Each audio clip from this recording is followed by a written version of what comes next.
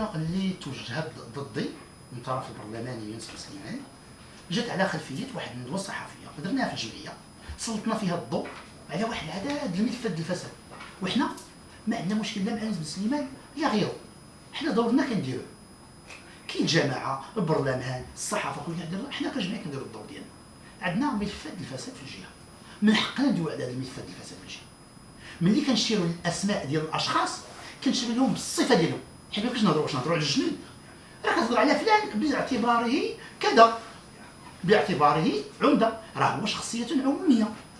اذا كنهضروا عليه ماشي كنهضروا ليه في الخصوصيات ديالو، ولا كنهضروا ليه في المهنه ديالو، ولا كنهضروا ليه في الحرفه ديالو، لا كنهضروا ليه لانه هو تيسير الامور ديالنا، راه تيسيرنا، راه تيمثلنا بغينا ولا كرهنا، راه من حقنا نحاسبوا، راه من حقنا نهضروا، راه من حقنا نديروا التقييم البرنامج ديالو، السياسه ديالو، اذا راه من حقنا.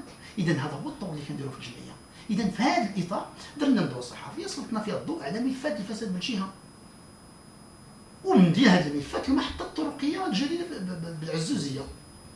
ناض السي يونس سليمان البرلماني والنائب الاول السابق للعمده والبرلماني باستجمع الوطن الاحرار اليوم دار بيا، واللي متابع في ملفات امام محكمه الاستئناف، ملفات ديال الفساد المالي، نال شنو غادي ندير؟ غندير شكايه بالغلوس. علاش؟ بدعوى انه تشهير وبدعوى نشر وقائع كاذبه، وهي ماشي وقائع كاذبه، كاينه حقيقه، كاينه وقائع ثابته ديال المحطه الطرقيه الجديده. كلشي تيعرف بان اللي دا داك الستاسيون وداك الفندق هو واحد من الشركه معروف.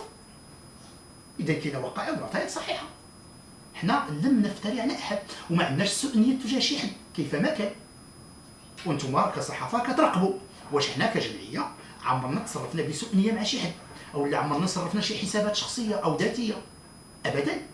مشكلتنا مع الفساد. يقدر تجي السي يونس سليمان في شي ملف معين وغندويو عليه، يقد تجي العمده المنصوري في شي ملف وغندويو عليها، ويقد يجي اي واحد في شي ملف وغندويو عليه. ما كندويوش عليه في قاع دارو ولا في الخصوصي ديالو مع ولادو ولا في السفر ديالو ولا في حياته الخاصه، هادشي ما كندويوش عليه، ما عندنا به علاقه. وفي نفس الوقت ما كنتهموش، ما كنقولش لهم نتوما مجرمين درتو وانتوما عندكم، لا، نستعرض ملف الواقع لان ما عندناش الحق نتهم. اللي كيتهم هو القضاء واللي كيصدر الاحكام هو القضاء. حنا نستعرض الملفات، هما هذا استعراض الملفات ما بغاوش.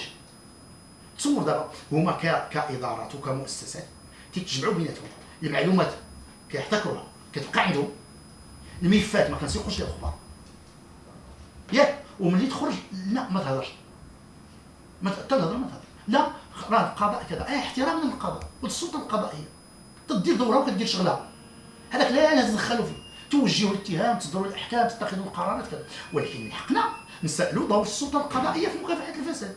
شنو الدور اللي كدير السلطه القضائيه من حيث القرارات، من حيث الاثار ديال القرارات، من حيث خطوره الافعال ومستوى ديال الاحكام. من حقنا نناقشوا هذا الشيء، من حقنا كرأي عام وكجمعيات وكصحافه نناقشوا هذا الشيء، وفي نفس الوقت من حقنا نستعرضوا الملفات، ومن حقنا انه نشيروا الاسماء بالصفه ديالهم باعتباره يمارس كذا مسؤولا عموميا، يا اما نائب عمده يا اما عمده يا اما وزير يا اما برلماني، هذا الشيء كله لا باس فيه.